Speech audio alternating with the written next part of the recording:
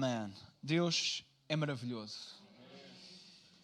Que privilégio que é nós podermos estar neste lugar e livremente cultuar o seu santo e bendito nome. Sabem, irmãos, nós não damos o devido valor porque nós temos esta liberdade. Então, porque temos esta liberdade, às vezes não damos esta importância, mas ao longo deste mundo e deste tempo todo que vai correndo e daquele que ainda virá, nós sabemos que há irmãos que aquilo que mais gostavam era de estar num lugar como nós temos o privilégio de estar aqui.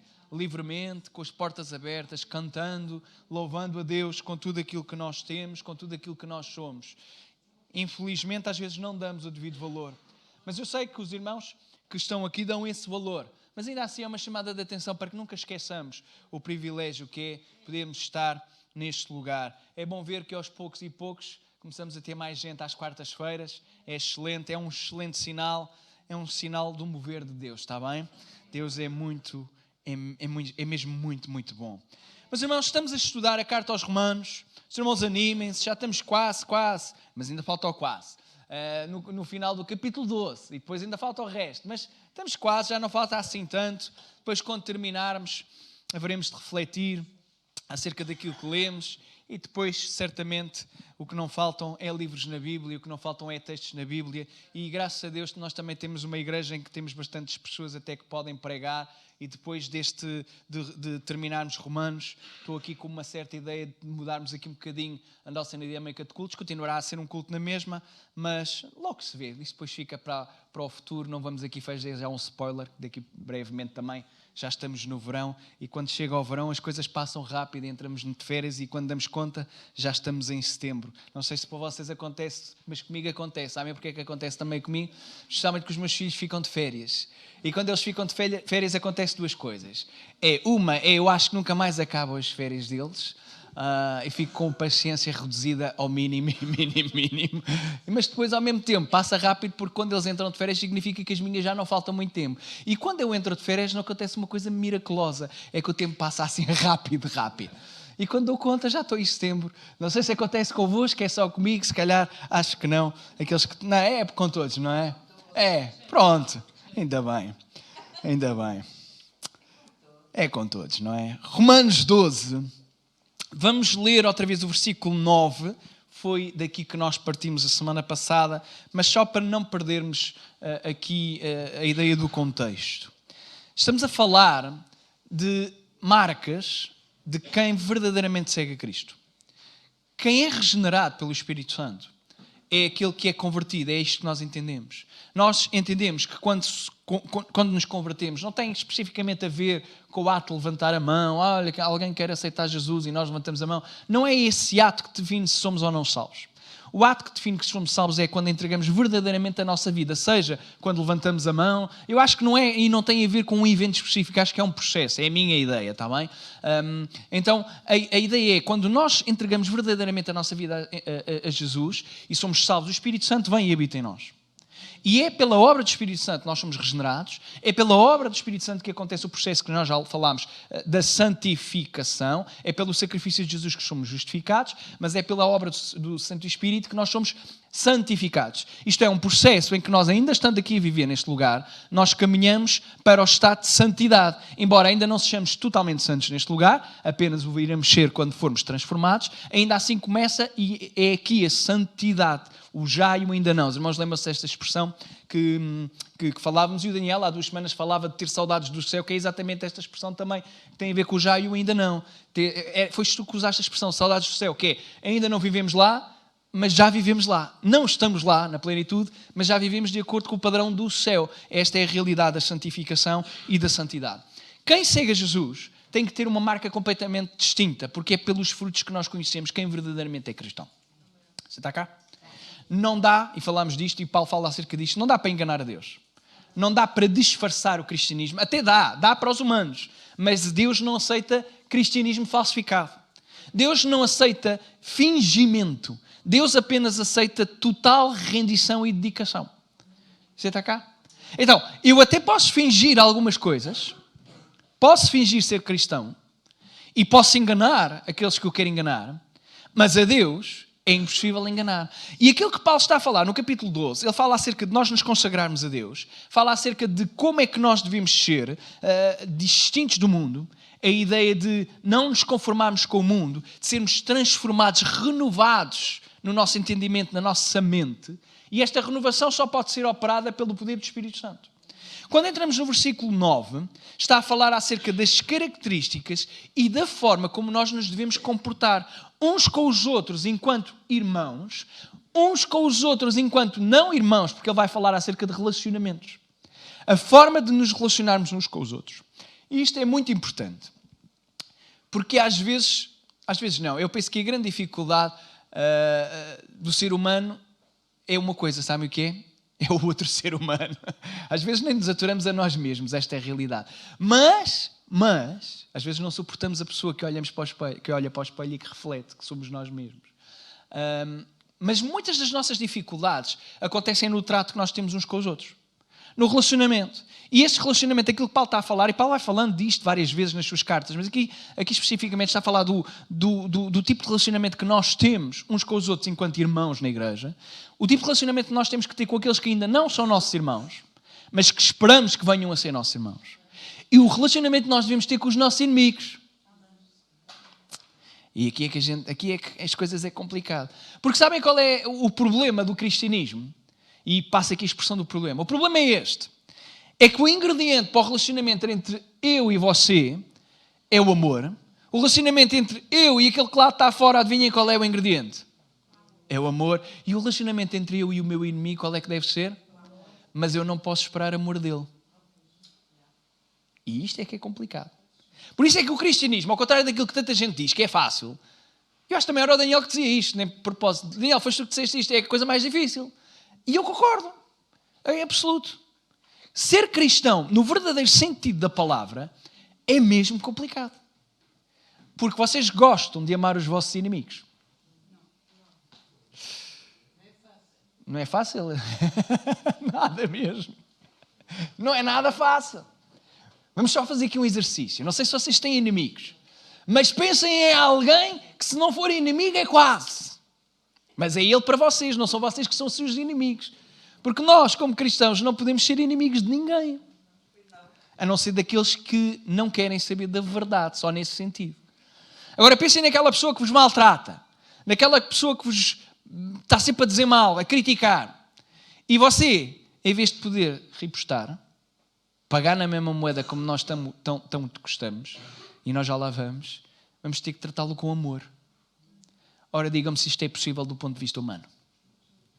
Mas para uma pessoa que é regenerada pelo Espírito Santo, tem que ser a realidade. Por isso é que o cristianismo é tão difícil. Porque é um constante anular da nossa vontade para que impere a vontade de Deus em nós.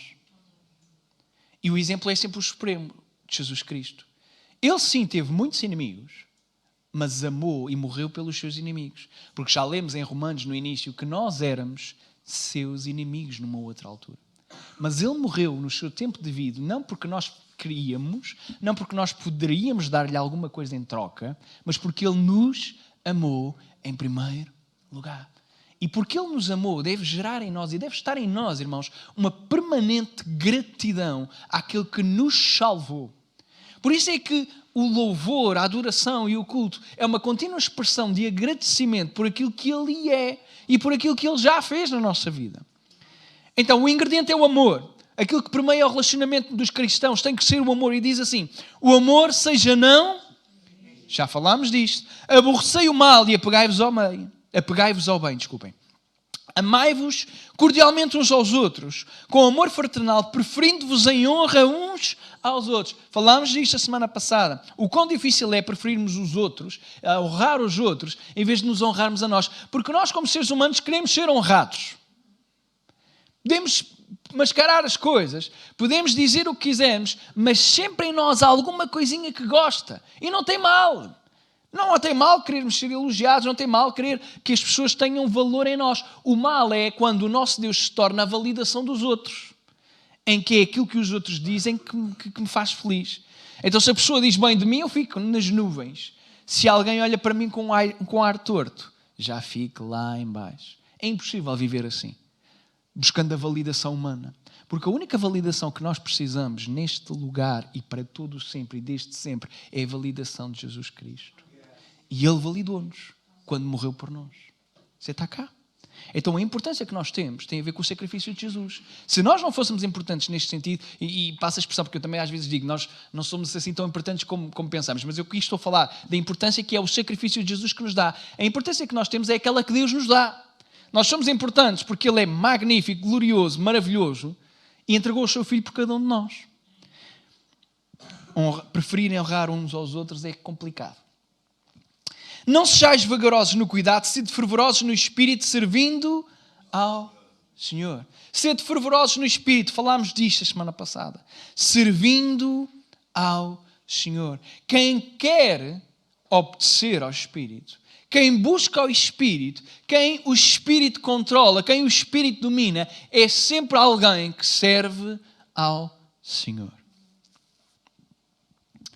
Não sejais vagarosos no cuidado, isto é, não sejais preguiçosos. Sede antes fervorosos no Espírito, servindo ao Senhor. Versículo 12. Alegrai-vos na... O que é que diz a vossa Bíblia? Então, a fonte da nossa alegria não está em nada que seja humano. Aquilo que Paulo está a dizer, olha, alegrem-se, sejam felizes na expectativa, na esperança. Qual é que é a nossa esperança? Podem dizer. A nossa esperança é Jesus. A nossa esperança é que um dia, quando este tempo aqui na Terra terminar, nós não terminamos. Nós continuaremos e estaremos permanentemente e eternamente, que é uma concepção que não conseguimos conceber sequer, infinitamente, para todos sempre, com Jesus. Significa que vai chegar uma determinada altura em que, seja lá quantos anos é que a gente vivemos, imaginamos que a gente vivia 100 anos. 100 anos neste lugar. Um dia vamos estar no céu e vão passar 100 anos, 200 anos, 300 anos, 400 anos, 1 bilhão de anos, sei lá mais o quê, e nós se calhar nem nos vamos lembrar nunca mais do que passámos nos 100 anos aqui, porque deixa de se fazer qualquer sentido pensar naquilo que é deste mundo e daquilo que vivemos neste mundo, em comparação com a grandiosidade daquilo que vamos ver e viver do lado de lá. E esta é a nossa esperança. Isto deve-nos alegrar. Porquê? Porque venha o que vier à nossa vida, nós sabemos, Senhor, ainda que seja duro, ainda que seja de sofrer, ainda que seja de magoar, eu sei que este tempo aqui um dia vai passar. Porque vejam, não fica cá ninguém. Lembro, já vos contei isto, lembram quando o meu pai faleceu o ano passado, que houve alguém que estava na rua e disse exatamente esta expressão, e volta e meia vem sempre esta expressão à minha mente. Uma pessoa que passou por mim e disse, olha, os teus pêsames, mas olha, deixa-me dizer-te, ninguém fica cá. Ninguém fica cá. É verdade. Ninguém cá fica. Um dia vamos todos. Não vamos todos ao mesmo tempo, a não ser que o Senhor assim entenda, não é? Vamos indo. E é a vida. Ninguém fica cá, mas todos vamos lá ficar se permanecermos firmes e fiéis. Aí sim, ninguém pode dizer, ninguém fica cá. Não, cá, todos os que já cá estão, continuam e ficarão cá. Esta é a nossa alegria. A alegria não está naquilo que os outros dizem, naquilo que os outros nos dão, naquilo que os outros nos possam fazer, não está naquilo que nós possamos alcançar, está naquilo que é a esperança da vinda daquele que é o nosso Messias, Jesus. Esta é a fonte verdadeira da nossa esperança. Sede pacientes na outra marca de quem é salvo, de quem é crente, é paciente na tribulação. Nós não gostamos. Já perceberam que a paciência, ela define muito do tipo de relacionamento que nós temos com Deus? Há pessoas que ficam muito ansiosos com as tribulações, a ponto tal de deixarem afetar a sua própria vida e fé. Não estou a criticar, estou simplesmente a constatar o facto. E aquilo que a Bíblia apela é diz, olha, quando tu passares por uma tribulação, não deixes que ela te afete. Ela não deixa de ser tribulação, e a tribulação aqui é um conceito genérico. Tribulação, seja o que for, há uma coisa que para mim pode não ser tribulação, mas para si pode ser uma grande tribulação. Mas a expressão no grego é de facto isto, tribulação, tlipsis. algo que causa grande dor e angústia. E quando nós passamos por isto, a última coisa que nós queríamos ter era este adjetivo: paciência. Porque a paciência significa estar um determinado tempo dentro da tribulação. Sede pacientes. Sabemos que depois Tiago vai falar que a paciência ela produz uma coisa interessante. Porque a tribulação, vejam só, a tribulação aparentemente vai produzir em nós cada vez mais paciência. Porque à medida que nós passamos por tribulação, vamos ficando treinados nas tribulações. E neste mundo tereis o quê? Quem disse isto? Nós gostamos muito das profecias de Jesus, mas desta não gostamos. É uma profecia de Jesus. Não. Mas tendo bom? Sim. Mas continuam na mesma a ter as tribulações. Não estamos sozinhos. Tendo bom ânimo. Vocês vão vencer o mundo. É isso que diz? Não. Sabe o que? Ainda bem que disse isso. Sabe porquê? Porque é exatamente isto que está aqui. A esperança não é eu passar pela tribulação. A esperança é eu saber que Jesus, Ele venceu todas as coisas.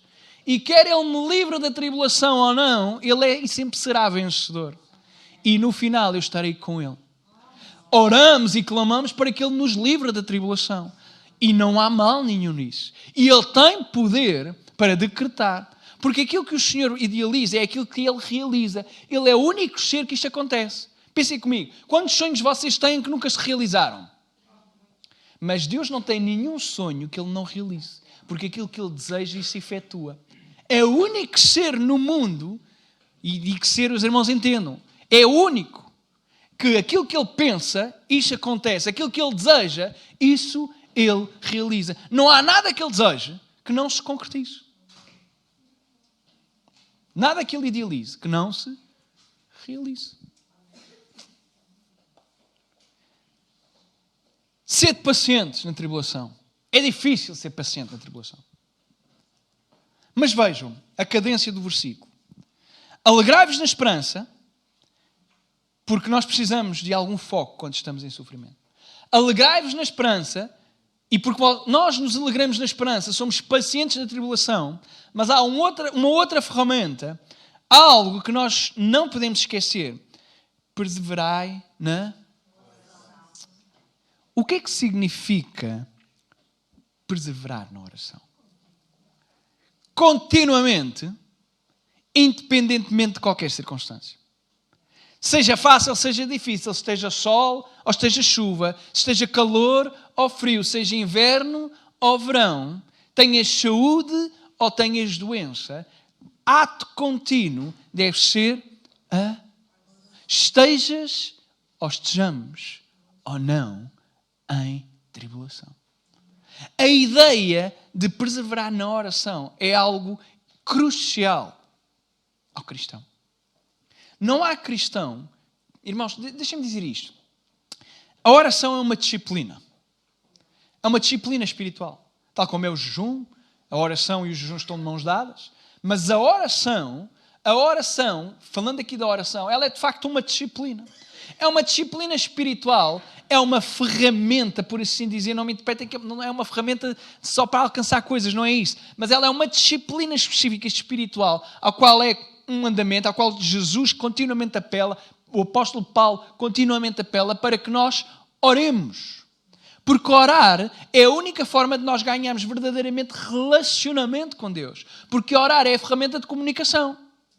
Quando eu fecho os meus olhos, ou estou com os meus olhos abertos, ou caminhamos de um lado para o outro, eu quando estou neste lugar durante a semana, eu faço quilómetros aqui, eu oro, vou para ali, vou para ali, vou para ali, faço, às vezes pareço um maluco. Quando começa o relógio a dar-me os valores, que já dei não sei quantos 1000 passos, tenho aqui isto para os 10.000, e quando estou aqui a orar, faço 10.000 passos tranquilamente. É o meu estilo, vale o que vale. Podemos estar de joelhos, podemos estar sentados, podemos estar... Não sei mais, perdoe. Podemos estar deitados, não sei em que postura é que os irmãos oram. Mas uma coisa é certa, perseverar significa que, mesmo quando não te apetece, tu continuas a orar. E às vezes não nos apetece. Às vezes a nossa cabeça está a 1000 e a última coisa que nos apetece é parar um bocadinho, porque não dá para orar com a cabeça a 1000. Já tentaram orar com a cabeça a 1000? Senhor, obrigado por este... amanhã tenho que fazer isto e aquilo e aquele outro. Senhor, como eu estava a dizer, gosto muito de ti, tu és poderoso. O meu filho tem teste amanhã, tenho que estudar com ele logo. Não dá. Não dá para orar assim. E é preciso disciplinar-nos para que possamos orar. É preciso uma disciplina de colocar... irmãos, nós como seres humanos que somos, nós às vezes, eu acho que sim, há pessoas que não gostam disto. É o meu sistema, é aquilo como funciona. Eu tenho que ter uma hora marcada, ponto final. É um compromisso que eu tenho com Deus. E na maior parte dos casos tenho uma hora específica do meu dia em que eu estou ali e digo, Senhor, a partir desta hora até esta hora é só para ti. Só para ti. E é mesmo só para Ele. E nós temos que perseverar na oração. Porque é nos momentos difíceis que normalmente até nem nos apetece orar. Porque nós oramos quando o embate vem, mas quando ele é demasiadamente forte, nós deixamos de ter vontade de orar. Porque as coisas estão difíceis. E a determinada altura nós dizemos, já nem me apetece orar. Nós não dizemos isto que eu vou dizer a seguir, mas pensamos muitas das vezes, ou a nossa atitude mais também, não vale a pena orar. Para que orar se parece que nada é respondido? E aquilo que o apóstolo está a dizer é que uma das marcas de quem é salvo, de quem é crente, de quem é verdadeiramente nascido de novo e tem o Espírito nele, é uma pessoa que persevera na oração. Orar. Os irmãos já repararam que ao longo da Bíblia as grandes vitórias que acontecem depois de orações? Como é que Israel vencia as guerras? Vinha um exército gigante. Estou-me a lembrar do rei Asa contra lá o rei da Etiópia. O homem da Etiópia tinha um exército que era o dobro do tamanho. Centenas e centenas de carros e cavalos e aparelhos de guerra. E vem ele contra o rei Asa, rei de Judá. E o homem não tinha nada. E ele diz, olha, estou tramado. Mas orou. E porque orou deixou de estar tramado. Porque quem combateu não foi Asa, mas foi o Deus de Asa. E quem é que venceu? E tinha um exército mais pequeno. Sempre diante de uma grande vitória é antecedido, por uma oração. A oração é meio de comunicação, a oração é ferramenta, é uma disciplina. Ainda que eu esteja em tribulação, o exército está-se a aproximar, eu não tenho meios de alcançar, estou numa grande tribulação, o que é que eu faço? Vou ter que combater, mas eu sei que vou perder porque não tenho hipóteses. Mas, Senhor, olha, tu sabes todas as coisas. E quando o Senhor entra em ação, Ele entra em ação. E como falámos, aquilo que Ele deseja é aquilo que se realiza. E Ele desejou, Asa, vais vencer. E Asa venceu. E ao longo da Bíblia nós vamos vendo estas grandes vitórias. São umas lembras, por exemplo, daqueles Sadraque, Mesaque e Abednego, é assim o nome, os nomes estranhos, não é? Estranhos. Foi o que eu disse, Gonçalves. Queres vai já com o micro? Estão na fornalha. Porquê é que eles estão na fornalha? Mas recordam-se? Porque continuaram a orar exatamente como sempre fizeram. Não adoraram a mais ninguém, a não ser o Deus a quem eles oravam. E de repente lá estão eles na fornalha. A fornalha é uma tribulação, sim ou não? Mas quem é que está com eles lá no meio do fogo? Jesus estava com eles. Não lançámos 3 homens no fogo? Estou a ver mal? Como é que estão lá 4? Caiu algum dos guardas? 4 pessoas em vez de 3. Mas nenhuma delas se queimava. A única coisa que se rompeu foi as cordas que os aprisionavam. Curioso, não é? O que é que aconteceria às nossas vidas se nós orássemos mais? O que é que acontecia à nossa espiritualidade, ao nosso relacionamento, se passássemos mais tempo na presença de Deus, buscando, clamando, Senhor, faz a tua vontade na minha vida. Senhor, qual é a direção? Senhor, o que é que eu tenho, o que é que eu preciso de fazer? Faz tanta diferença. Alegrai-vos na esperança, sede pacientes na tribulação, Perseverai na... Comunicai com os santos nas suas... Comunicar com os santos é uma coisa interessante. Comunicar com os santos significa literalmente interligar-nos, ter comunhão com aqueles que sentem necessidade. A expressão vem da expressão, este comunicar que está aqui traduzido comunicai em português, mas a expressão é de uma palavra que não sei se os irmãos já devem ter ouvido, que é koinonia. Koinonia é comunhão, ligação. E este é um verbo, é uma palavra que vem exatamente desta palavra koinonia.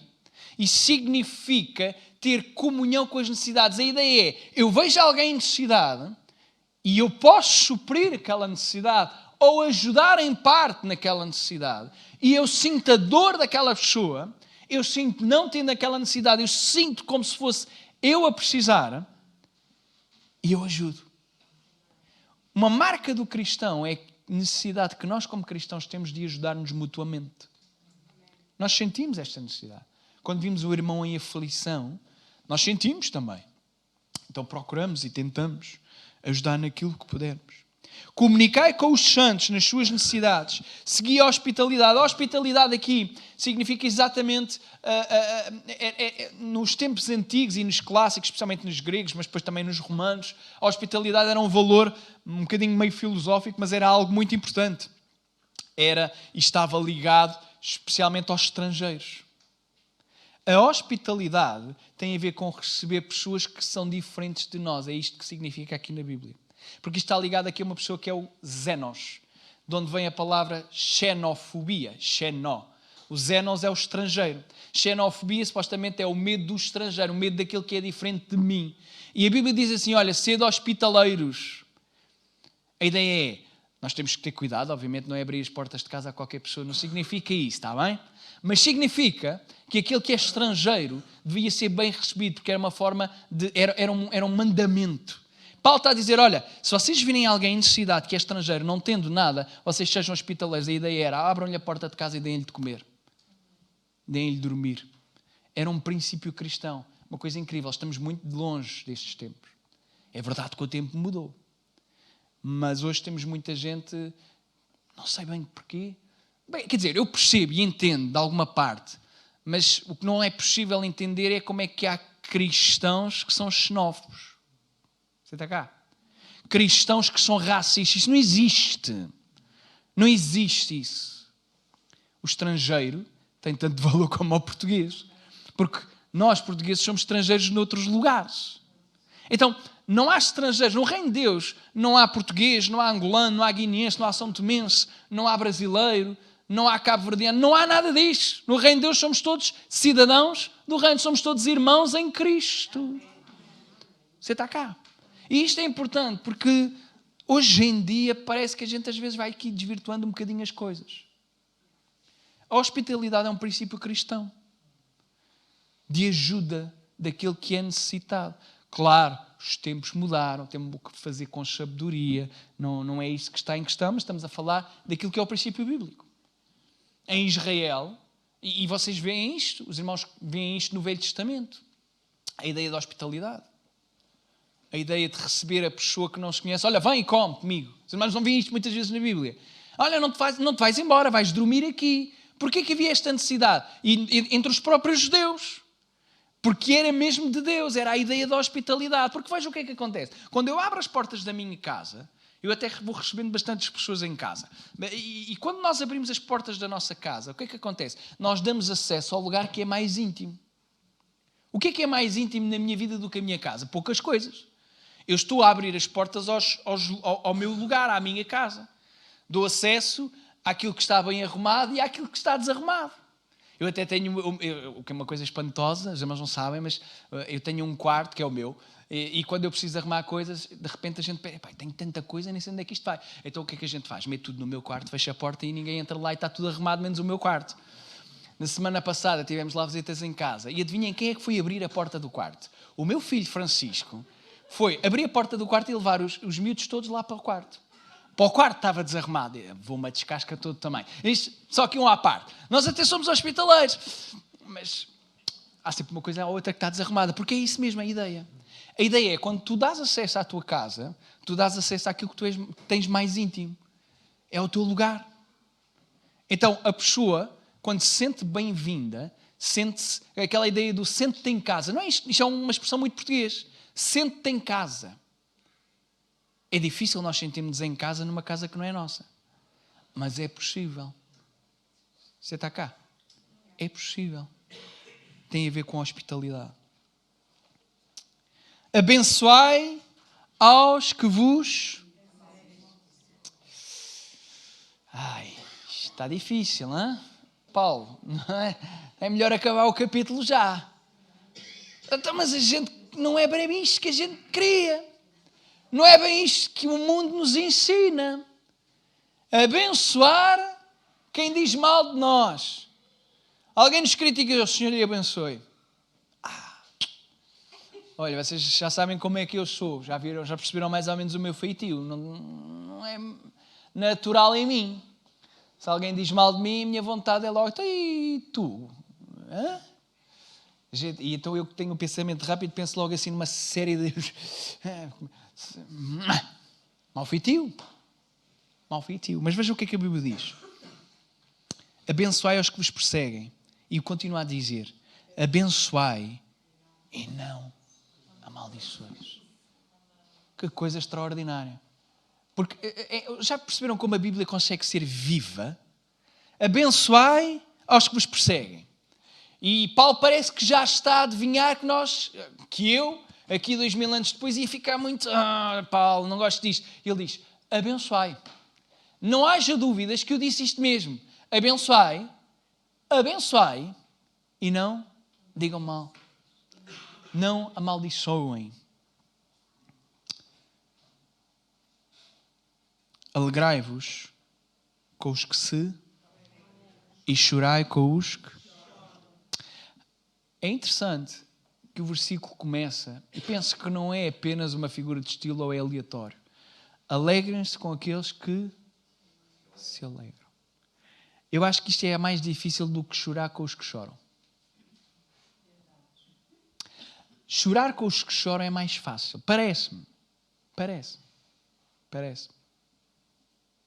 Nós até conseguimos compreender o nível de sofrimento de uma pessoa e sentirmos empatia pelo seu sofrimento. Agora, sentir empatia pela alegria às vezes é mais complicado. Porque se o outro venceu e está alegre, muitas vezes o que é que gera em nós? Porque é que comigo não aconteceu? Porquê é que tu respondeste a ele e não respondeste a ele? Porquê é que aquele está a receber aquilo que eu ando a orar a atender? Porquê é que aquela pessoa tem aquilo que eu não? E é difícil. O chorar é porque a pessoa perdeu alguma coisa e nós percebemos, nós já perdemos, nós já sofremos. Então sentimos empatia pelo sofrimento, uns mais que outros, mas conseguimos sentir. E então é fácil chorar com os que choram, mas alegrar-nos com aqueles que se alegram às vezes é complicado. E a única forma de nós nos alegrarmos com quem está alegre é se nós não tivermos um sentimento que é terrível, que é o sentimento de inveja, um fruto da carne. Por isso é que a ideia de renovar a nossa mente e não nos conformarmos com este mundo está ligada a estes versículos, é o início destes versículos. Porque não conformarmos com este mundo significa que eu fico alegre com aquilo que o outro tem. Nós conseguimos até às vezes justificar logo porque é que os outros venceram. Se eu estivesse na família dele, também assim, também eu. Se eu estivesse na igreja daquele, também eu. Se eu tivesse isto, aquilo e aquilo outro, assim também eu conseguia. Mas podemos nos alegrar, não é mal nenhum alegrarmos uns com os outros. Olha, aconteceu isto na minha vida, esta bênção. Amém, irmão, graças a Deus. E isto até devia animar o nosso coração e dizer, Senhor, eu percebo e vejo que tu és fiel. E se fizeste naquele irmão, também podes fazer na minha vida. Isto devia alimentar a nossa fé. O problema é que nós queremos alimentar a nossa fé com experiências só para nós. E a nossa fé às vezes parece que só é alimentada se o milagre for em nós, não é nos outros. Se for no outro já não tem tanto impacto do que se for em nós. Mas eu pessoalmente, Luís, eu quero viver uma vida em que se o irmão vencer, se o irmão receber um milagre, eu fico animado como se fosse comigo. Ficar feliz como se fosse comigo. Oro para que o Senhor possa fazer isso na minha vida e na nossa vida. Alegrai-vos com os que se alegram e chorai com os que... Sede unânimes entre vós.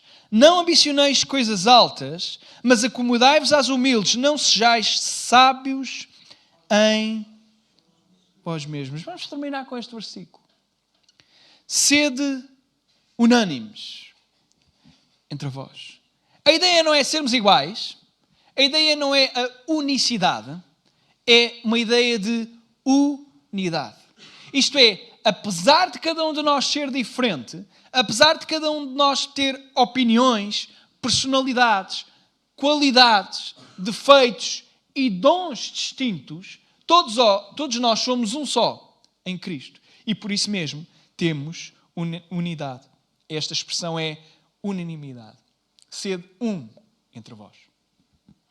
A ideia é um apelo contra, ou melhor, é um apelo a favor da unidade e contra a desunião. É um apelo contra as fricções que possam dividir, fazer divisões. Sede unânimes entre vós.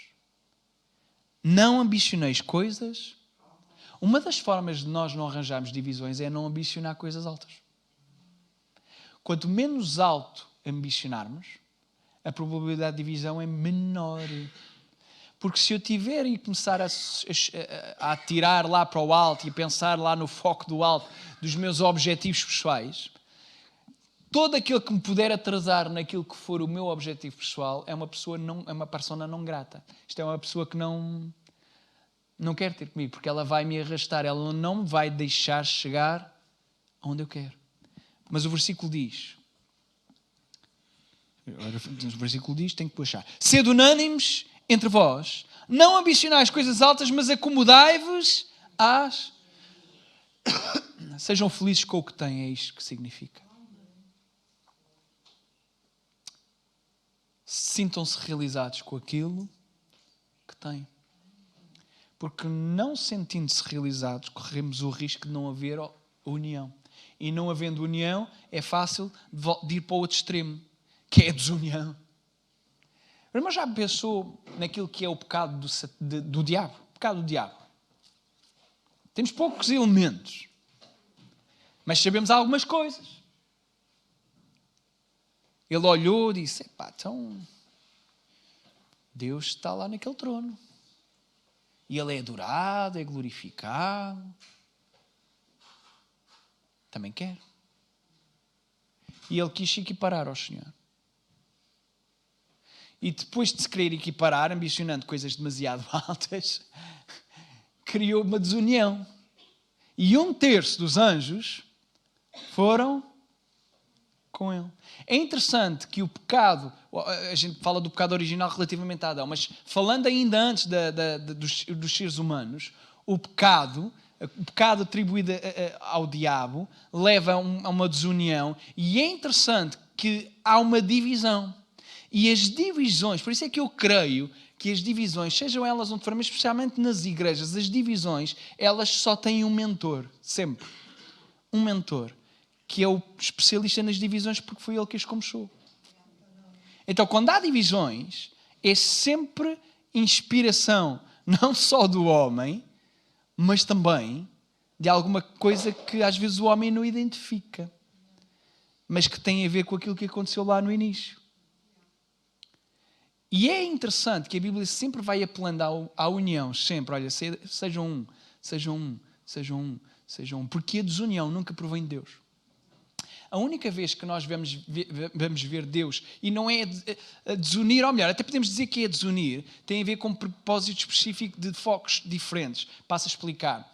Aquilo que Deus nunca quer é que aquele que é santificado se una ao pecado. E nisso Ele quer separação, divisão. Separação entre aquele que é santo e aquele que está no pecado. Em que sentido? Os irmãos viam especificamente isto a acontecer especialmente com Israel. Quando o Senhor dizia, olha, vocês só se podem casar entre vocês, porque vocês são o povo escolhido, vocês têm uma determinada série de regras, vocês obedecem a uma série de leis, e vocês seguem, e estas leis, estes propósitos, os mandamentos, eles têm o objetivo de vos levarem a encaminhar para a minha presença. Sou um Deus santo. E o que é que Israel fazia? Juntava-se. E aí sim o Senhor dizia, olha, não, isso não é bom. E havia aqui um corte e uma divisão. Mas é a única vez que nós vivemos. Mas quando estamos a falar na era da igreja, estamos a falar da era da graça, estamos a falar da era do Espírito Santo, não há desunião. Há união na igreja. Porque apesar de estarmos distintos, há princípios que levam a que mesmo aqueles que tenham focos diferentes se possam continuar a estar juntos e unirem-se. Vamos ler outra vez. Sede unânimes entre vós, não ambicioneis coisas altas, mas acomodai-vos às humildes. Não sejais sábios em vós mesmos. A ideia é, não penses de ti mais do que aquilo que verdadeiramente és. Nunca te coloques acima dos outros. Porque um dos princípios que nós vimos acima é prefere os outros em honra a ti mesmo. Então, busca a unidade, não ambiciones coisas altas e acomoda-te. A ideia literal do grego é liga-te, conecta-te às coisas humildes. Aquilo que verdadeiramente importa. Não sejas sábio em ti mesmo. Não há problema nenhum em orar para adquirir sabedoria, é um princípio bíblico. O problema é a sabedoria que não provém do alto, mas a sabedoria humana, e é contra esta que está a falar. Continuaremos, se Deus quiser, para a semana no resto dos textos, mas eu acho que este texto este capítulo todo este capítulo é uma coisa impressionante. É um livro e um texto, versículos maravilhosos. Romanos, o livro todo, vocês sabem que eu sou apaixonado por este livro, mas este capítulo especificamente é mesmo interessante, porque fala acerca da parte prática. E Paulo é dos meus, não tem papas na língua para dizer aquilo que tem que dizer, doa a quem doer, e às vezes até ele lhe dói quando escreve. Esta é a realidade, dá para perceber. E aqui, lá está ele a falar da marca do cristão. Irmãos, deixa-me dizer o seguinte, se nós fôssemos como Paulo apela a que nós sejamos, onde quer que fôssemos, toda a gente sabia quem nós éramos. Vocês entendem?